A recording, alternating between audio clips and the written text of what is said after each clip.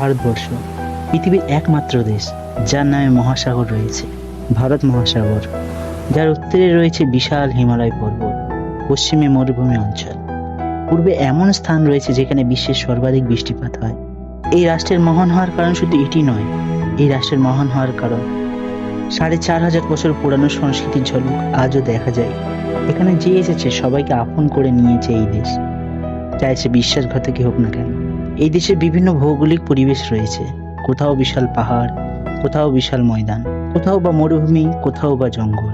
এমন বিভিন্ন পরিবেশের মতো বিভিন্ন ধর্মের, বিভিন্ন ভাষা সংস্কৃতির মানুষও একত্রে বসবাস করে। ইংরেজ হোক, বর্ডারের সুরক্ষা হোক, চাই কিছু দ্বন্দ্ব সৃষ্টিকারীর মানুষ হোক, আমাদের একতা ভাঙতে পারেনি। প্রত্যেক দেশবাসীর বুকে তিরঙ্গা আছে, আছে এই মাটির প্রতি ভালোবাসা। আমাদের তরফ থেকে অনেক অনেক শুভেচ্ছা স্বাধীনতা দিবসে। জয় হিন্দ।